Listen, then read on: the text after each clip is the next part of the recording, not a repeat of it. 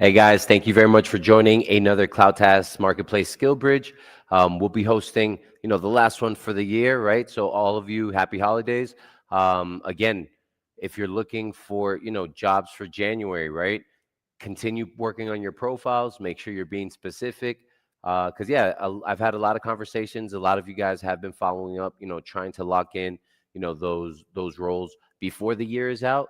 And I have, let you guys know that historically it's definitely been a lot harder to get on these interviews end of the year. They have happened. The bar has definitely been a lot higher, right? Throughout the year the bar is a little bit lowered, but yeah, towards the end of the year most companies are trying to see who's been able to generate XYZ, and see if they should be with a contract renewal or if they need to part ways. So again, if you're currently employed, passively looking, make sure that you're closing off the year right.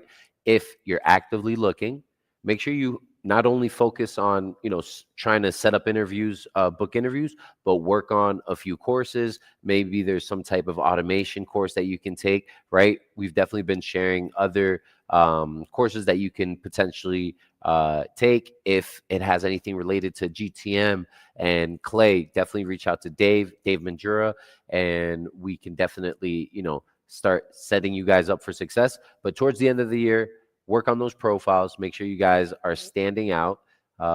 Make sure you're being as specific as possible. It's okay to do another video.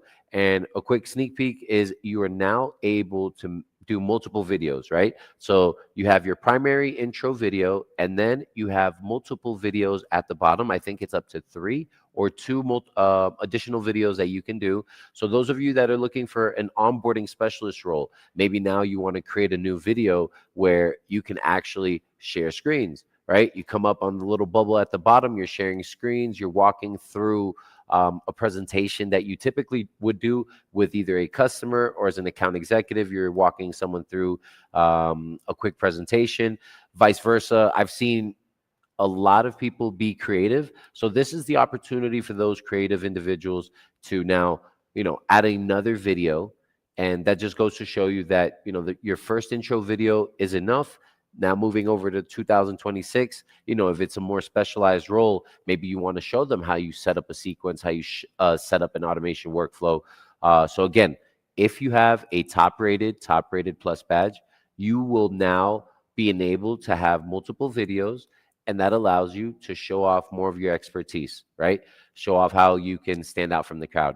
So let's share screens real quick and get started. As you guys know, we're going to discuss what you need to be activated, what you need to become a top rated, and what you need to become a top rated plus. Top rated to top rated plus, we'll get into the details.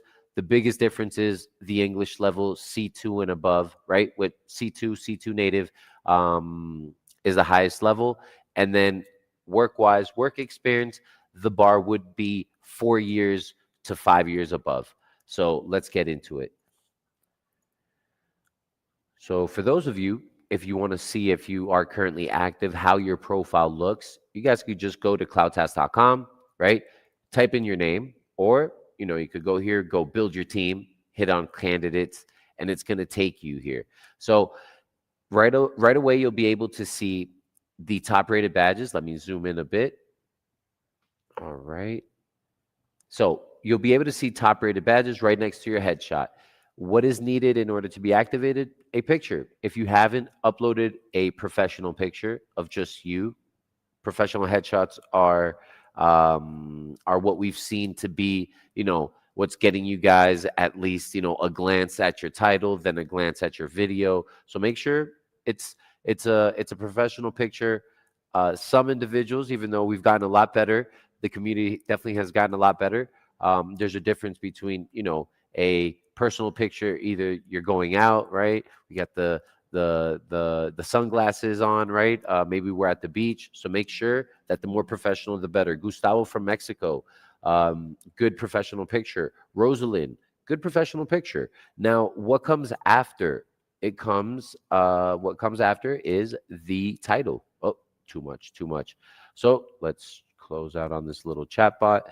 So Outbound sales and customer success, 5+ years driving revenue for tech and SaaS companies. All right, so I have a better understanding that he's worked with technology, he's worked with SaaS companies. So the title uh, is allowing me to, want to click on his profile and then potentially, read about his about me section. Let's see what type of tools he's listed, what type of work experience he's had. Sales rep.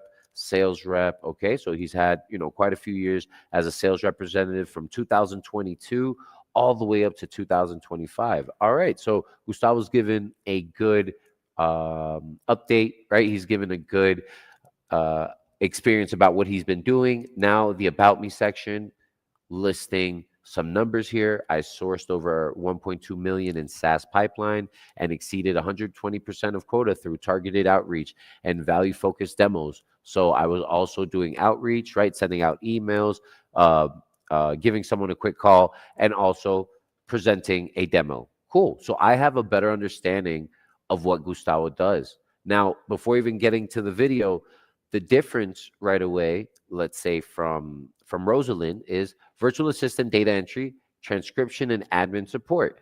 Not bad. It's better, right? I've seen people just list out virtual assistant and that's it. But again, the title, guys, think of that as your subject line. If it's not enticing, if it's not impacting, and it just says a role or several roles, it will most likely get overlooked.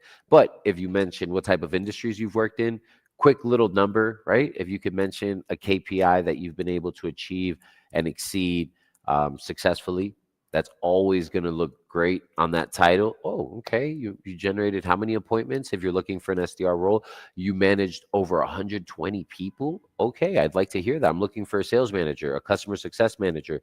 So make sure that your title is enticing, impacting to these hiring leaders. All right.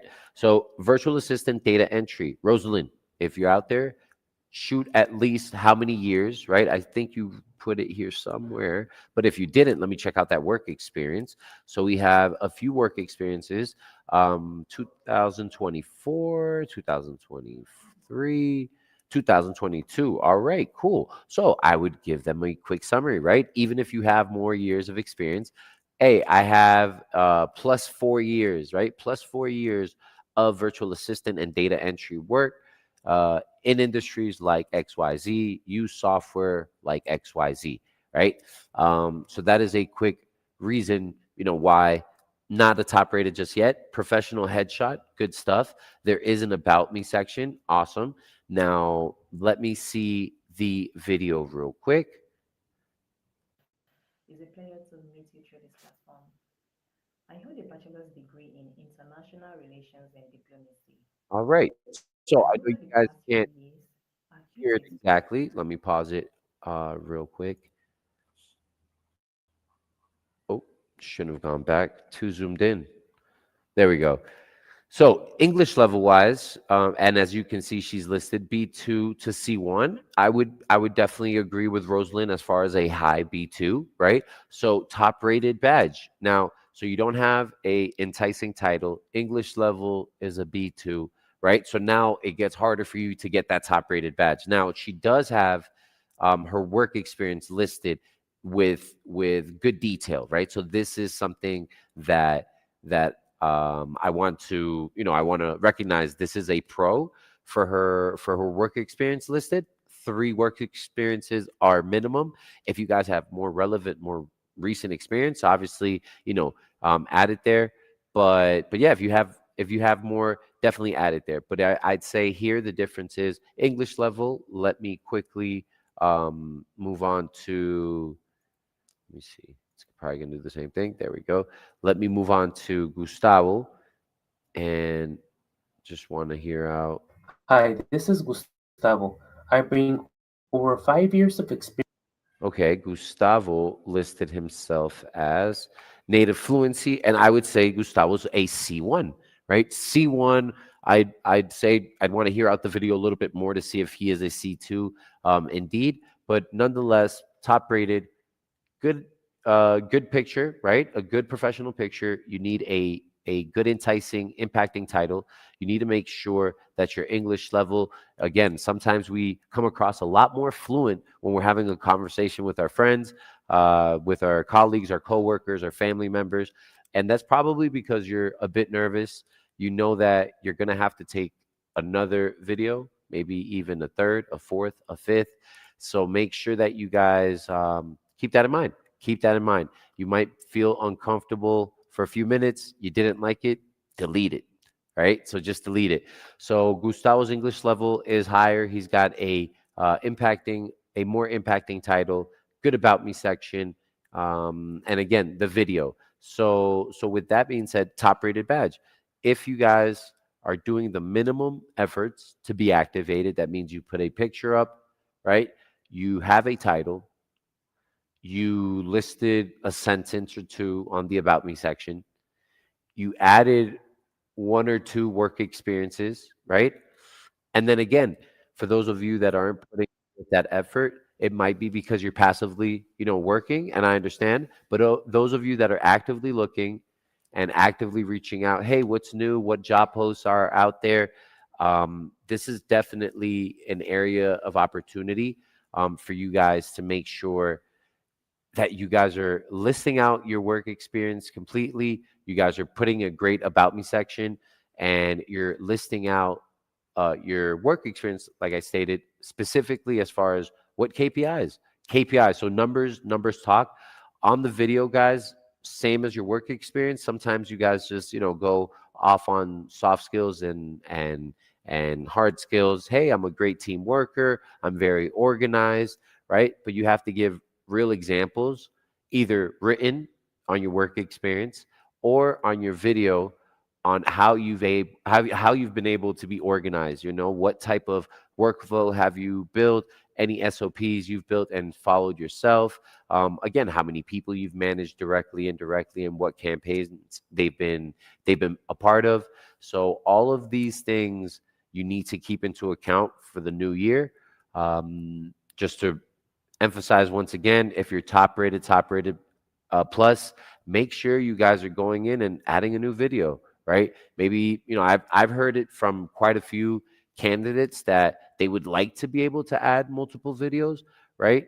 For the new year, we might get some more creative roles as well. I know people have wanted to show off, how they can edit their own videos, XYZ, using platforms, tools, and their own knowledge. So make sure that you guys are revamping your profiles in the marketplace. Very important, because there's a ton of other candidates that are doing that, and they're landing interviews. So again, not impossible to land a few interviews before the year's out, but the bar has definitely been brought up. So to be activated, we got that. Top rated, we understand that it's not completely closed as far as AB2, right? But that just means we have to check off every other box, right? So work on your profiles. Make sure that your about me section, there's at least a paragraph, four sentences, and that should give a decent amount of a summary. Make sure if you're doing a paragraph, all three sentences aren't about your personal life, right? Kids, dogs, cats, what city you live in, what hobbies you have, right? If that, keep that very short. That could be a one-liner. Same thing on your videos. And then, yeah, moving forward to your work experience, not to sound like a broken record, the most relevant work experiences I would add, right? I've had, experiences from working in the hotel industry. If you guys are getting out of the hotel industry and you only have experience as a receptionist, a bellboy, bellhop, if you worked at a retail store and you've worked as a salesperson, but it's been more B2C, right? You're at the store, you're actually working there, then it makes sense for you to add it there, right? And on your video, express, how sales is sales no matter what, even if it's virtual, even if it's face to face. I've seen some people that come from more of a B2C experience mention, hey, I think it's even harder, right? You actually have the person in front of you letting you know yes, no, right in front of you. I've also done calls in the past, right? So we definitely have to make our profile persuasion could be a way of stating it, but yeah, we definitely have to make sure that our profile is letting someone know or addressing the elephant in the room. Like, here's my experience. I've done, the toughest type of sales. I've done the toughest type of customer support, customer success. People coming into your face, yelling at you. I've dealt with patients before in clinics because, I've been a healthcare medical billing specialist. So if your experience lies mainly in B2C, again, add that work experience. You shouldn't, hide behind, hey, I only have one or two. Add that work experience, because if you have zero, or if you only listed one, you're going to look like a very entry level green individual. And if you're looking to make anything from as low as 1,200 bucks, right, and north, then you don't want to show that you're a green individual for these type of roles, right? So yeah. With that being said, activation, we got that clear. Top rated, we have that clear. Top rated plus. So said it earlier on, it's everything you need to be a top rated plus. Now the English level is a C2, right?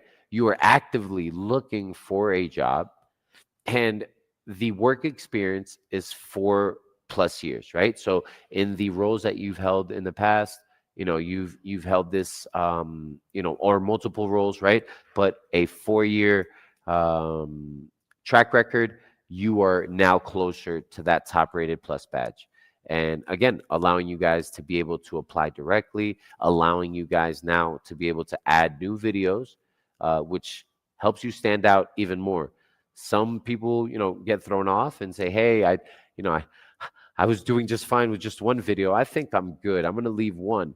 You'll start changing your mind once you see other profiles in the marketplace, having different types of videos, having multiple interviews, right? Because if I've held different hats in different companies in the past, then my profile, right, will probably be getting, a few interview requests a lot quicker. And especially if my profile is letting everyone in the hiring community know that I've been a manager and account executive, I've been a customer support rep, and I've also managed or led a team of 20, 15, 3, 5. You're going to have more opportunities, right? If you're closed on, I only want support, I only want chat and email campaigns, you're going to have a smaller window, right, of interview requests, of matching. Keep that in mind. And that's it. So we normally go into the success story. We're going to do it a little bit different today. The whole point of the showcasing of the success story, is for you guys to see a successful, right, interview, what someone typically does. At some point, we will potentially show some bloopers. No, I'm kidding. I know no one wants to, see when, we're down and low, but again, we'll focus on what we should be doing before an interview. The success stories were more to showcase that. Were you researching a company, right? So that's number one. Were you researching a company before jumping on a call? Now, there's two types of people that I've run into. It's either you get really nervous and or you just procrastinate towards the very end, and then you quickly check and see what they do. You either don't ever do any type of research and let it be because we're very comfortable on how we're going to perform on this interview, right? I am literally just shopping around everywhere and saying yes to every interview, and I didn't take the time to actually check and see what type of product, what type of service they're in. Did I see any testimonials in their company website? So what I want to do on this session, instead of watching the video, the actual interview in action, well, recorded, I want to actually jump on and share screens and show you guys, hey, here's an organization, random one, anything. It could be anything at all. And then we can diagnose what you should do, how long you should typically take, so you don't overwhelm yourself and think that you have to become an expert on what it is they do. But you should know what they do in a sentence. That's it. So on this session, we're gonna we're going to go over what you should be doing, which is research, have a good elevator pitch about yourself, and then move on to having a impacting one or two impacting questions before the interview is out. There's multiple things and there's more things, and we've shared that with the community already. But again, I want you guys to focus on those three things, which again would be research enough to know what it is they do in a sentence, have a good intro about what it is you do, let it be within 60 seconds. If you do it less, no worries. If you're taking the mic and you're speaking for now 5 to 6 minutes, pause, give the mic back to the person interviewing you. But again, if you have a very good intro, you're taking 2 minutes and a half, 3 minutes, that's fine, right? If you guys have more experience, that's what we've seen. But and then finally, have one or two impacting questions. Uh, those would be the three things we're gonna hit on, and then finally some do's and don'ts, right, for that interview phase, and then any questions that you guys may have. All right, so let me go here, compare, and I hope. Yeah, sharing screens is going to be okay. Software. So let's say, hmm, well, this will be, I guess, kind of easier, but software companies in South Florida. All right. So first one, Follett Software Solutions. Let's go with them. All right. Slowly but surely. All right. So within the first landing page, right? Typically, companies gonna let you know what they do. Follett software, track assets, automate support, and maximize your budget. Technology suite, managing devices, digital resources, and tech support with ease, using connected technology solutions for schools that centralize operations and reduce IT strain. So, stopping there without watching any other videos, they're in the tech space specific for schools. All right. I see that you guys are a technology. Seems like schools are your primary, customer. Not sure if, you guys are branching off to other customers or if you currently have other customers, but that's what I got. Is that what you guys do? So by just looking, and of course we could do this a lot better. We could check and see what type of journey they have. For me as an individual looking for a job with Follett software, looking for them as a buyer, right, as a customer. And something that I can notice here, okay, they don't have a chat bot, but they do have a quick little form, CTA at the bottom, first name, work email, job title, country. Okay, cool. So I see that this is a way that they're capturing potential new customers. All right. All right. I'm feeling comfortable with what it is they do. Now, where our technology makes us different, a little USP, unique selling proposition here: asset recovery, IT ticket management, mobile first field support, and then smart AI tools. Okay, I could go back and potentially read a little bit more, but I'm trying to look for any customer testimonials just so I can see where they're from, right? If they don't have any, that's fine, not the end of the world. So Follett software. Last thing I want to do is Follett. Oh no, YouTube, right? YouTube. Oh God, can't can't. So if I go to YouTube and I type in right, Follett, Follett software. Might be a few, of course, but if we looked at the logo, looks like the same logo, right? So I think this one is the right Follett software. All right. IT Asset Manager by Follett Software. A minute 19. Okay. You know what? Let me stop sharing and share with computer sound. That way we could do this exercise a little bit better. Compartir pantalla. Chrome tab, Follett Software. And again, there could have been a better video that we find, but for now, let's go on IT Manager by Follett. Today's schools depend on thousands of devices to support teaching and learning, but managing all of them doesn't have to be complex. IT Asset Manager gives your district complete visibility, so you always know what you have, where it is, and who's responsible for it. With a built-in help desk, support tickets include full asset context, helping your team resolve issues faster and avoid duplicate work. Mobile ready for fieldwork, your team can scan barcodes, manage check-ins and checkouts, and complete maintenance tasks, all on site without delays.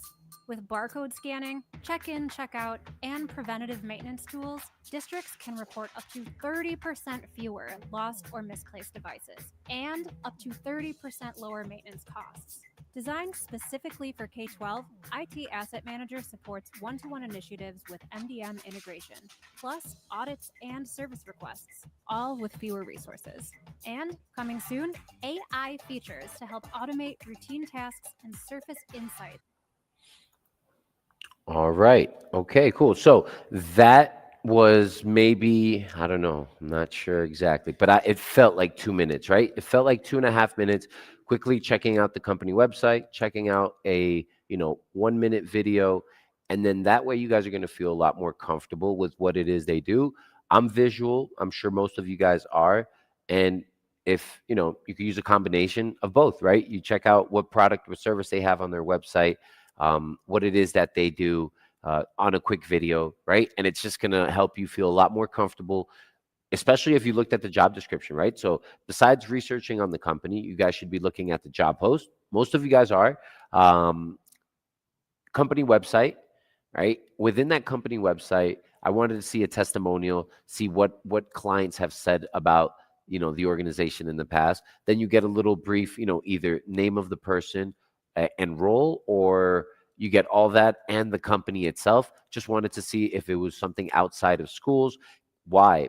Because I'm going to skip the intro just now and just move straight to the third point. I will come back to the intro, but with the impacting questions, if you do a good job on the research, you're going to be able to ask a few impacting questions, right? So like, hey, I watched your 1 minute video about, how you guys, are helping schools with their IT, maintenance and assessments, as far as what's going to be needed for the new year, barcode scanning, check-ins, right? So again, that could be done a lot better. But at the end of the day, the way that you formulate your question, you're going to be able to come across as a consultant, because you're going to say, hey, I saw this video, saw XYZ, and I wanted to know, are you guys expanding to a different market, or is it just, is it universities mainly? Is it high schools? Are you guys also now for this year branching off to elementary schools? Are you guys already using, right? So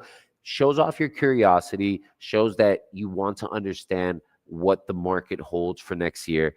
And then most importantly, if you're not asking these questions, which I've seen probably 50% are not asking questions and impacting questions, you're not standing out from the crowd. So that's definitely number one. Do some research enough to feel comfortable if the question comes up. Why did you choose to have an interview with us? What jumped to your attention when you saw what we did? Do you know what we do? I hope you did your research, because I'm going to ask you, what is it that we do? So we've had different variations of different ways that hiring companies will ask, but the biggest thing is for you to feel comfortable with what it is you're getting yourself into, what it is you could potentially be representing, even as a manager, a sales rep, a customer support rep, an automations specialist, right? A lead generation specialist, a virtual assistant. So know what you're getting yourself into, but know that that research is going to help you with point number 3, which is having an impacting question. If I would have looked on the website, right, and I see that they don't have a chat bot, right, and I know that they're looking to hire me for a position as a customer support rep, and I noticed that there's no chat tool popping up. Some companies have tried it and didn't like it. Some companies haven't even tried it, right? and some have it hidden, right? So again, the question will again come up. Hey, out of curiosity, I've used in multiple campaigns in different companies over the last 8 years, customer chat tools, right? This allows you to capture, incoming customers with their inquiries. You might do it by email and phone, and text message, right? But again, being able to have it on your website on a specific landing page might be a good opportunity. Is there any reason why you guys haven't done it or aren't doing it today? Shows curiosity, shows that, oh, okay, all right, this person's done it in the past. Let's see what they've done, what tool they've used. On interviews, I've seen people that do a really good job of showing themselves as a consultant. The person interviewing will actually ask you more questions about previous campaigns. Oh, you were in the donation philanthropist campaigns, so you've been, speaking with individuals that have to do donations, XYZ. Awesome. We're trying to launch something like that. I'd like to learn a little bit more about what you were doing in that previous campaign, right? You're going to be a lot more appealing to these hiring leaders, hiring companies, if you come off as a consultant. And how do you do that? With some good impacting questions. The more the impacting questions, the better. So the cliche, hey, when do I start? Hey, I know it's end of the year, but I'm ready. When are you looking for someone to start? How many PTOs do I get? What are my medical benefits? Do I get any dentist plan XYZ? So you guys are being hired as contractors. Know that. You guys are free agents, so you can find out about these benefits, but I would say do that closer towards the offer stage. You haven't been invited to a second round interview, third, you might be feeling comfortable. Those type of questions come up towards the offer stage, is our recommendation. Don't use those last few minutes on a call. Hey, thank you so much for joining. Do you have any questions for me? That is a test. If the answer is nope, thanks a lot, I got everything I needed, so did they. You're not standing out from the crowd. So research on the company, cool. Have an intro. We're getting to that. And make sure that you guys have at least one, to not say 2 to 3, right? But one. At least one question, a good one. It has to be a good one, right? That should trigger, and it should be real, right? It should be legit. I am actually curious about the role I am about to embark on. I'm going to ask you a question. So make sure that you guys are curious. Make sure. And it kind of allows you to express how you're a consultant in the space and not just a rep waiting to be given orders or a list, XYZ. So if you guys are able to achieve that, do enough research so you feel comfortable, have a good intro about your previous work experience, and have one or two impacting questions before closing off, that's going to be a better formula for success as far as moving forward to a second interview, getting that offer, and landing a job. All right. So now for the intro, a lot of you guys have a lot of experience, and we forget at times that that's fine, but the individual that's hiring, that shouldn't be the main thing we're discussing. So I'll give a quick example. If I've held a sales manager role previously for the last 2 years, but I am now on an interview for account executive or a senior SDR, a trainer, a customer success specialist, so many different names, right? But yeah, if I'm going to now be presenting a demo XYZ, now my interview and my thought track should immediately be, hey, give them high level of what I have, and then hone in on what the heck they are hiring today. Because again, these are tests that companies are saying, oh, you got multiple different roles in 10 years. That's awesome. Notice that you've been a sales manager most recently. Why are you looking to switch to an SDR, right? So again, the way that we're able to give a good introduction about ourselves is going to help out. Stay away from some of those cutthroat questions that usually come up. If you were so successful at that company, why are you there no longer? Why did you guys part ways? Why are you looking to switch from that role to a different role? don't take this the wrong way, but some people might say this is a step down. Why exactly? If you found another sales manager position role today for the same amount that I'm, offering you, or not today, I'm sorry. If I hire you today, you get on the team, sales manager, and then in 30 days, is it likely that you'll go with another job, right? So you'll start getting questions. Feel comfortable, right? For those uncomfortable situations, and that can only come up once again if you work on the research, you have a good intro, you have impacting questions, and if you use the remote career coaches, right? So if you guys jump on calls before the interview, you're going to feel more comfortable. Those nerves, those jitters, they're going to get out, and you're going to get another perspective. You're going to get someone that's been doing this for quite some time to be able to let you know, hey, you know what? That question was good, but hey, you still got an hour. You could probably think of another question, right? You could probably see how, brainstorm and see how you could come up with a way better question for the role you're about to go on. So with the intro, a lot of you may have a lot of experience. Some of you guys may not have that much experience, but nonetheless, hone in, right? High level. So they might either tell you, "Hey, Danny, go ahead, tell me a little bit about yourself," or even better, more brownie points is if they quickly introduce themselves. You go in, "Hey, thanks a lot. So yeah, my name is Danny. I've been in the industry for over 10 years. I've had roles anywhere from, SDR to account executive to sales manager, senior sales manager, and, I've also dabbled in HR. Some of the roles, most recently that I've held has been account executive, customer success manager, and the industries that I've worked in primarily has been technology, real estate, healthcare, manufacturing, XYZ. You guys can go off, right? This is the moment to go off high level on how many you've done. And yeah, some of the technology, again, I'm technology agnostic. I've been able to use multiple CRMs like Salesforce, Zoho, HubSpot, currently using HubSpot as of now for the last 5.5, 6 years.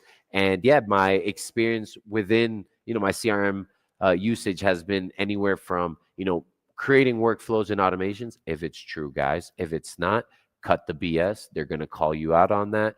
If you get hired to become a surgeon and it's the day of the surgery and you don't show up, or you mess someone up, you're getting fired. So make sure that you cut the BS. But again, if you've worked on different types of campaigns, you've worked in this CRM, not just placing calls, taking emails, support tickets, XYZ.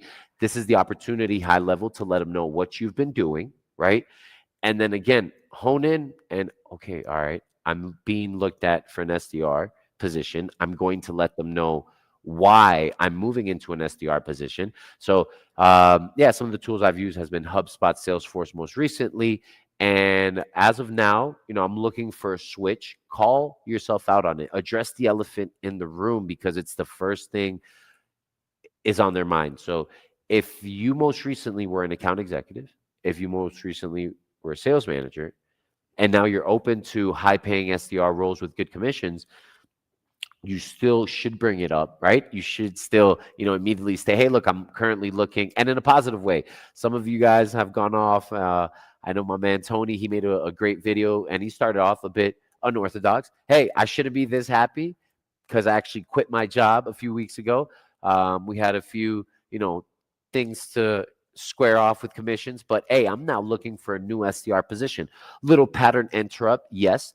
Nonetheless, I would recommend it should be more, hey, now I'm currently looking for some, high paying SDR positions. Hey, that can be said on the actual interview. Some high paying competitive SDR positions. I'm a leader at that. I really want to start, working once again in the SDR space. I know that's exactly where the money's at, and my focus for the next 2 years, 3 years is exactly that: sales, potentially scale up to an account executive in the company if that's even an opportunity, and that's it, right? So within the intro, high level, how many years, industries you've worked in most recently, and then if there's any elephant that should be addressed in the room right away, That's it. Because the question will come up, or the question, again, if you go in and you go on off on all the KPIs and success you've been able to achieve, $1 million in revenue in the last company you were at,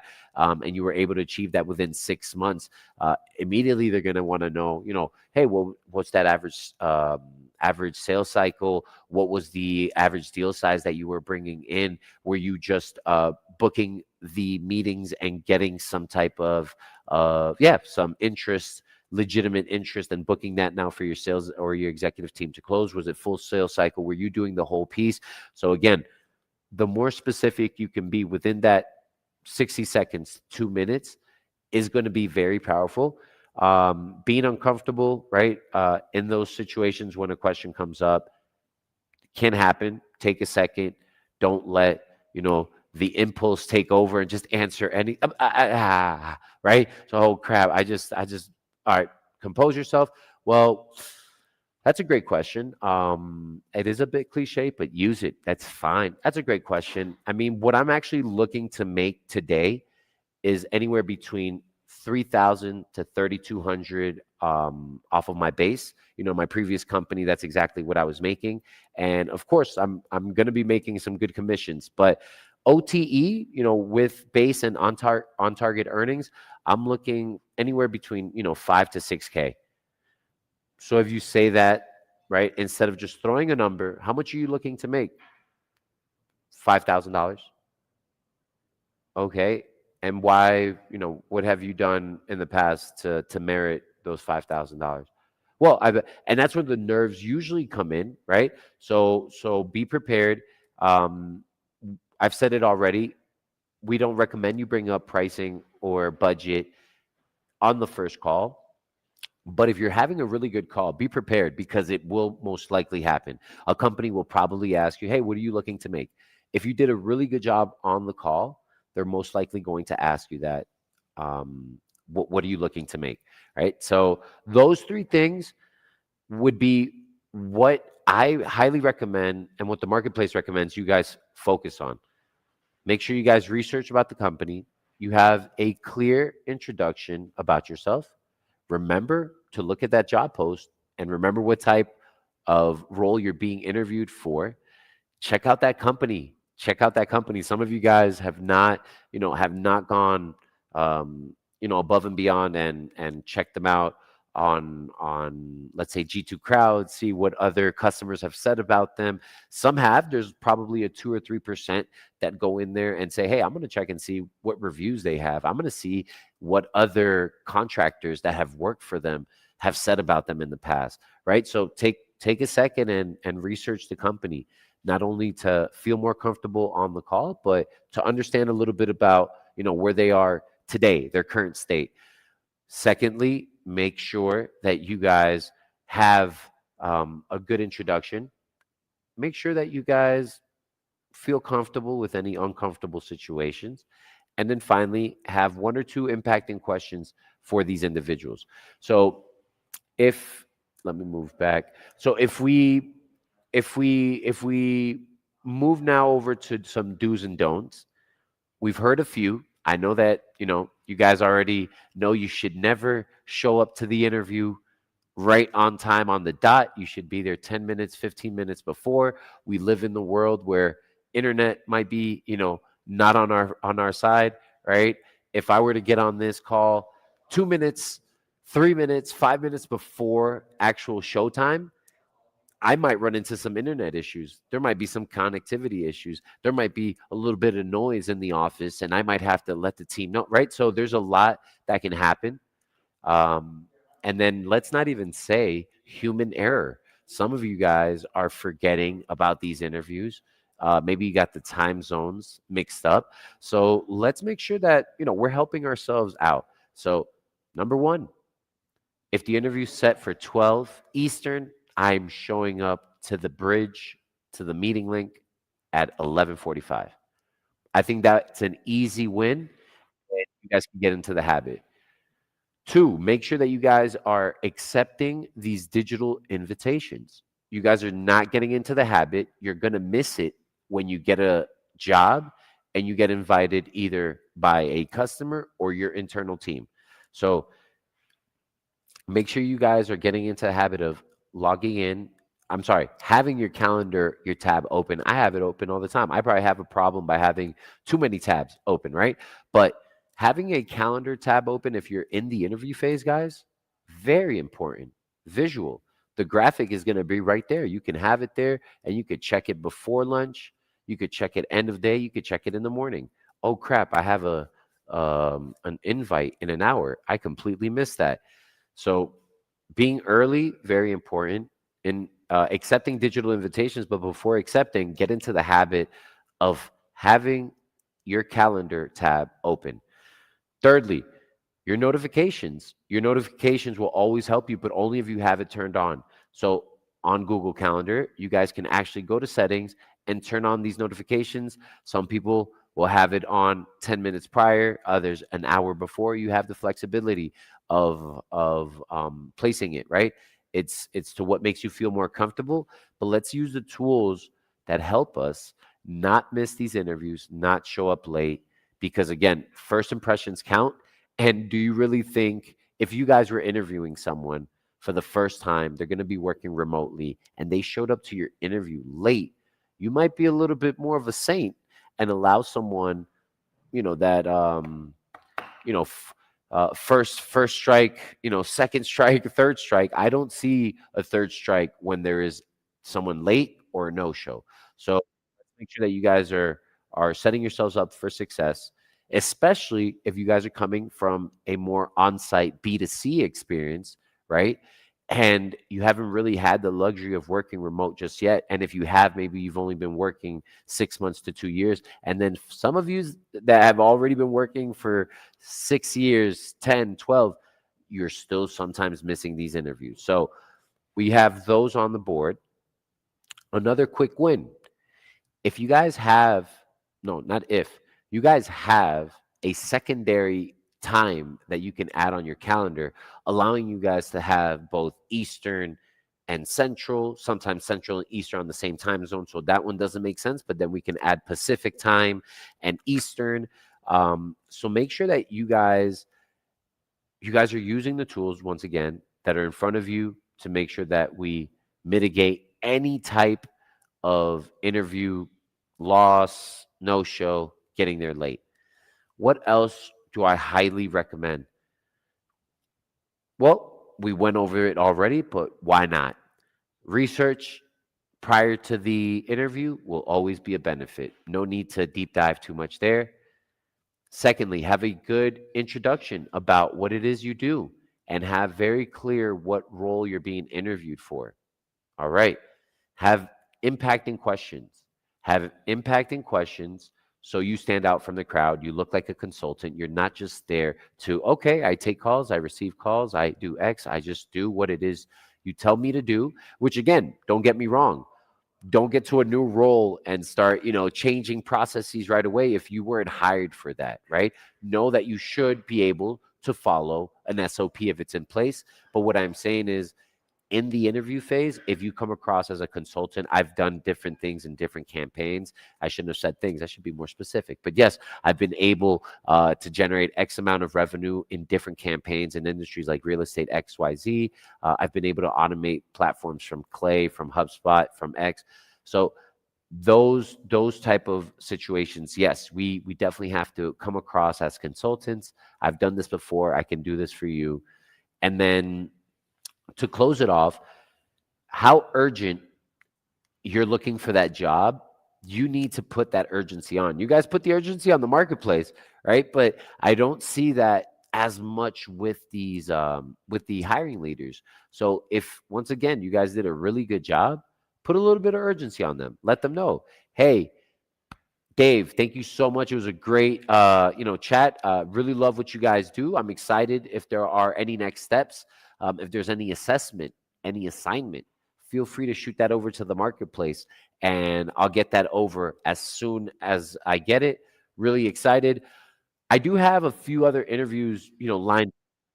I'm really looking to make my best, decision by end of next week. Hopefully January 5th, have my first day of work. So yeah, should I expect any next steps, that's fine. That is an assertive professional, right? You are letting them know, hey, I have a few things lined up. You might miss out, right? You might miss out on Danny if you don't let me know if I'm still in the lineup. And then again, you get a sense of BS and, oh yeah, let me get back to you, and it's kind of a general answer. Or, hey, we have a very tedious process. Just know that we're not looking to get you started at least mid-January. Cool. Now you put them on the back burner and you move forward, right? So the sense of urgency is really on you guys.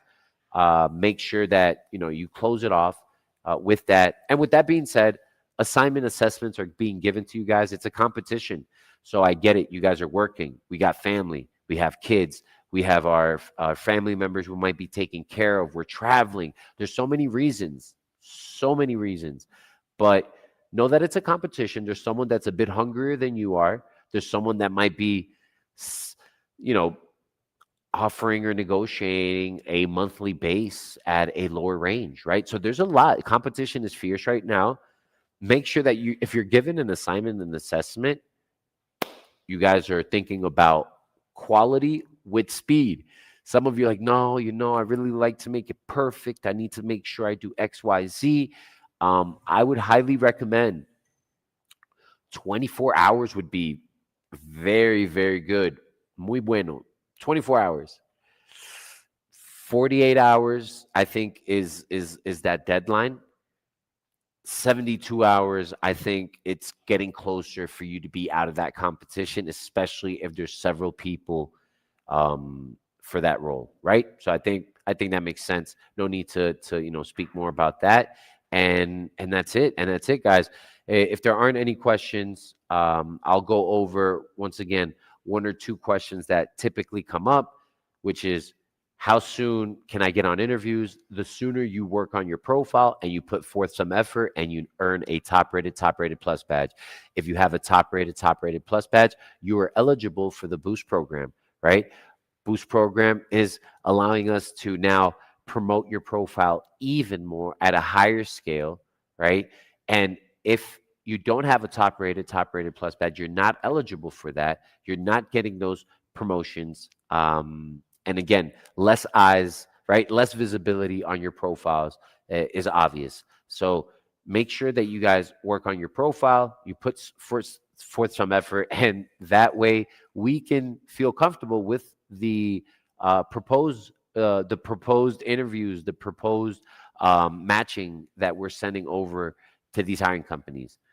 Now, another typical question, that comes up is, hey, salary, base, how does that work? So you guys negotiate that, right? Now, we recommend multiple things. We definitely recommend if someone is offering $2,500, if you say that I am looking for 35, well, no, let's say 35 could actually be the roof.